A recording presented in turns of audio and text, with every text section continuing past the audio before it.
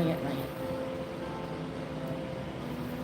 Hi. Good morning, everybody. We are actually in Cameron Highlands. That's right. And this is actually our second road trip for the year. 2024, That's right. yes. Yep. So first of all, we are so happy to go live. This is our first live for 2024, and we would love to have you come and join us on this live. So what are we doing in Cameron Highlands? So actually this year started off very interesting. So as most of you know, we are based in Penang, but we of course ding dong back and forth to Singapore and other countries. Do you know a fun fact? Do you know we were in Singapore for 9 times in 2023? Very interesting, right? Yeah. Even John's parents was like, huh? 9 times? Really? Because he didn't feel like it, but yes, it was 9 times. Even I was shocked. So anyway, 2024 started very interestingly because Penang, I think end of December or early Jan, I can't remember, they sent out a notice saying that, oh, Penang, no water for 5 days. That was last week. So we're like, 5 days? John, you want to share when was the last time Singapore had no water? I think that was in the 1980s when I was like very young, and ever since then I don't remember any water cuts in Singapore at all, and that's a very fortunate thing for Singaporeans, isn't it? Yep. So when we got the notice, right, we're like, oh no, 5 days and 5 days, your pee-pee, your poo-poo, and your showering needs all, and we can't. Okay, so we used to go to the gym, right, whenever there's water cuts in Penang. But guess what? The gym for 5 days also no water, so we can't. So what we did was we said, okay, let's do it. Let's go to Ipoh and let's go and have fun, right? So that's when we went Ipoh for 5 days, and we took a friend along. My mom and my sis didn't want to go. So anyway, why are we now traveling again? Well, Cameron was a trip that we booked quite a while back, so we didn't want to cancel. So as soon as we arrived back in Ipoh on Sunday, we packed our bags and here we are in Cameron. And so today what we want to do is we want to actually share with you guys what we noticed about weekday travels, because John and I, we only travel during the weekdays because we don't want to jam up with everybody else on the weekends, right?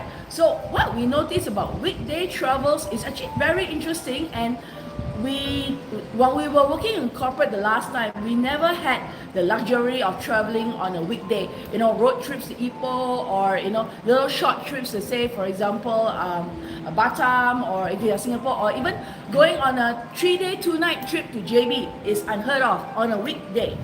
Yeah, so it's very difficult to do weekday travels, especially if you're working, because that involves taking leave. Yep. And leaves are precious, right? You want to save it for the long weekends to go for a longer holiday. Yep, that's right. So one of the things that we noticed or we realized about traveling on weekdays is, of course, the hotel rates, the airplane, the train tickets are all a lot cheaper than on weekends.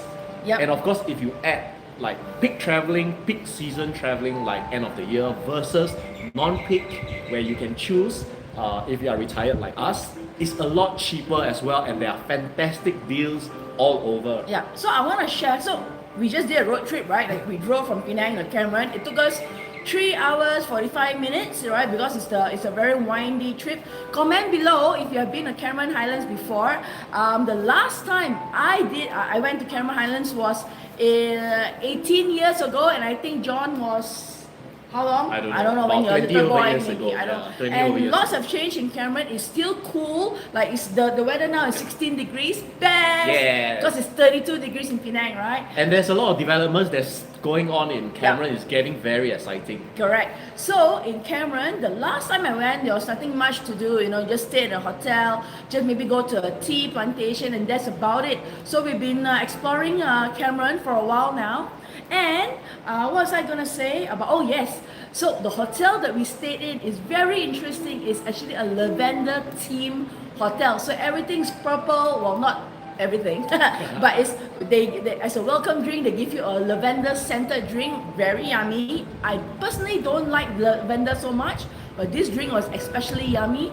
The pillows were purple, light purple lavender color. When you go enter the bathrooms, they're all lavender scented. The whole hotel smells like a lavender garden. It's very, very nice, and it's brand new, which means that we got it at a super good rate. We got a huge room. also because it was a weekday, because we're now at a weekday, right? There's practically nobody here. Yes. Like, breakfast starts at 8 a.m.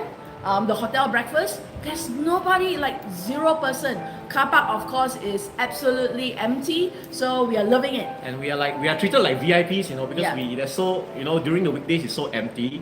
So the very few customers get treated like royalty. Yep. And not only that, because on weekdays usually there's a lot of vacancies in the hotel rooms. Sometimes, in fact, most of the time we get to check in early. Yep. Whether so it's our it's not just hotels. Yeah, not just hotels. Airbnbs, hotels, right? Resorts. What we usually do is the day before or 2 days before, I would email in or I would message the host and I'll ask them, hey, is it possible, we are arriving around this time, is it possible for us to do an early check-in? 90% of the time the answer is yes. Of course, if there's another person checking out, then it's not possible, but usually for hotels, the answer is usually a yes. And for Airbnbs, we find if we arrive on a Monday or a Tuesday, Yes. it's almost 100% possible that we can get it. Isn't that fantastic, Yeah. right? That's And- like, usually the check-in time for Airbnb or hotels 2 is to like 3 2 PM. to 3, but we get to check in about 10, sometimes as early as 9. Yeah. And then, of course, they ask you to check out the next day by 12, unless you request for a late checkout. But sometimes you get to check out late as well because before, after, there were nobody. So what that means, you get the best bang for your buck, the most value For money. cost, value for money. The earliest we've ever checked in was in Ipoh Airbnb at 8:30 a.m. So that means you practically get the whole unit almost like 7 hours earlier. Yeah. Then and that's it plays a lot. And when we checked in, right, we're like, wow, we've got the whole day in front of us, which is a different feeling because if you check in, let's say at 3 p.m., half your day is already gone, right? And it's very interesting. The security guard was actually talking to me. He's like, oh, you're very early. Usually people only come in at 3, 4 p.m. I'm not sure whether the unit's ready for you yet. And I said, oh, don't worry. The host has already given me everything, and the unit's actually ready for us. Yeah. So this is the kind of things that, if you travel on a weekday, these are kind of opportunities that you may get for yourself, right? And not only that, because when we travel, we tend to be quite relaxed. We don't jam pack our itinerary and schedule. Unfortunately, for a lot of people who are working, because the time is so precious, and when you of course, you pay money to fly to a destination. Of course, you want to go and look at all the attractions. So the amount of time you actually spend in the hotel room is not that long. So not only do you check in, like the normal time, sometimes you are not really optimizing the facilities in your hotel. Yep. So for example, right, when last and back in the past when we were working, we'll check into a nice, beautiful villa in Bali. Yep. But we are not there most of the time. We are always, going this, going that, sightseeing, going here, going there. So the pool is untouched. We hardly go into the pool. We don't really utilize the facilities. But when we were traveling in Bali last year for 3 weeks, we utilized the pool every single day, right? We got to know the neighborhood. We made friends with the other villa people. That's right. We made friends with the hotel, the reception area. They gave us great recommendations. So this is the kind of leisurely travel that we both love to do. We don't really want to jam pack every single day with activities. And then if someone does that, then you need a holiday after your holiday, right? So it kind of defeats the purpose of kind of chill and relax, right? Of course, you get the chance to tell people, oh, I went to Bali and all that, but actually you don't really rejuvenate your mind, body, and soul, right? If you jam pack every single time. Yeah. I want to talk about roads, right? Yeah, exactly. So we were, this is a road trip, right?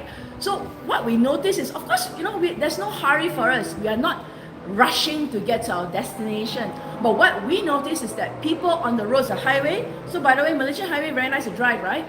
The drivers are horrible, right, on the highway, especially on weekday mornings. Why? Because they're rushing to go somewhere. They're either rushing to a meeting in another state. They are rushing to, I don't know, something else, right? So they're always rushing, and it's very dangerous because they cut in, they cut out, they cut in, and they're driving at 140, 150, 160 kilometers an hour. Sometimes it's subconscious as well because you're always conditioned, right? Subconsciously you're conditioned to always rush. So whether you are on the roads, whether it's highway or even within the roads within your city, city.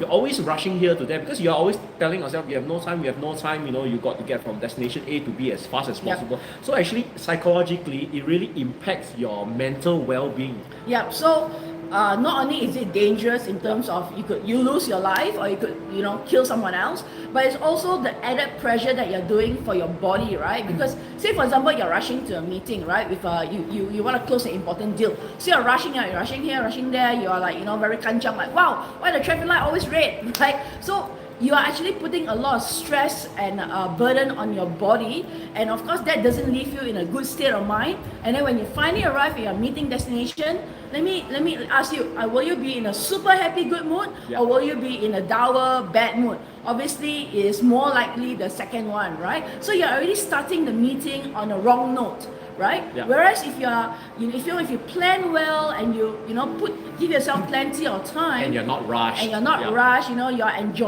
enjoying the moment, enjoying the drive, things will come out very differently for you. And another fantastic thing about weekday travels, of course, is the food, the restaurants, the cafes. Is like practically nobody. And you get weekday specials. Exactly, you have lunchtime promotions, and they give you the best service. And usually because the chef is not rushed cooking the meal for you, it is very well presented. And sometimes the restaurant people will come and talk to you because they are pretty free. So that's another fantastic thing about weekday travels. Yeah, and you don't have to queue. Like for example, we like to go to this kopitiam in Penang, and it's always packed on the weekends.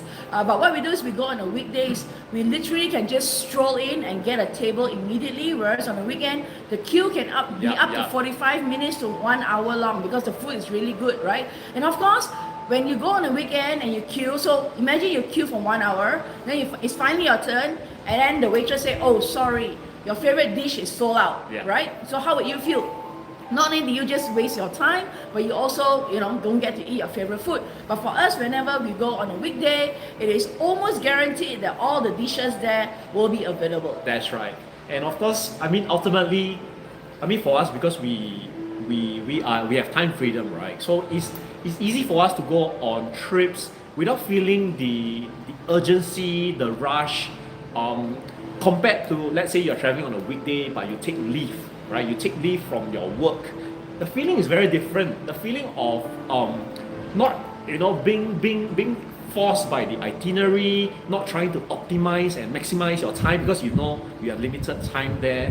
So the whole body and demeanor, right, of being able to relax and really experiencing the environment. Like now the cold air, the mist, it is drizzling a bit now, so it's making it even colder. Really, that enjoyment to slow things down. I think that's the key difference for me that I've experienced when I was working in corporate versus now where we are retired. So what I want to encourage you and leave you guys with is this, right? Yes, even though today is a Thursday morning, most of you are heading to work either on a train or you're driving. Enjoy the moment, right? Enjoy the moment, enjoy the journey, enjoy the ride.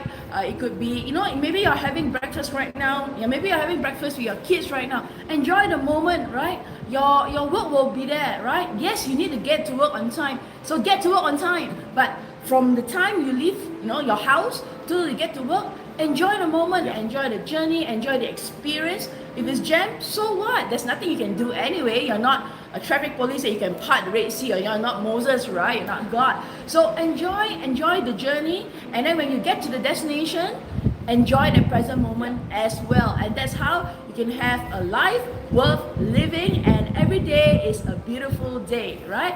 And that was what we wanted to share, what we noticed about weekday travels. There's a lot more that we want to share in for this year as well, talking about our experiences, how we got retired. So stay tuned to our videos, to our live, and if you want more personal time with us, join our Breakout community, because these guys, they'll be enjoying weekly newsletters, monthly live sessions, as well as special videos that we don't post on YouTube. All these are for the Breakout community people, and they've been getting to watch that. So we'll see you guys again in our next video, and Yeah, so if you guys just joined us, right, give a comment below on whether you have been to Cameron Highlands. When was the last time you've been to Cameron Highlands, and what was your favorite activity to do at Cameron Highlands? We would love to hear from you guys. Yeah, man. Always do hit the like button and subscribe to join our YouTube family as well. Yep, that's right. And we're off now to enjoy our buffet breakfast. Yeah. Bye, guys. Bye bye.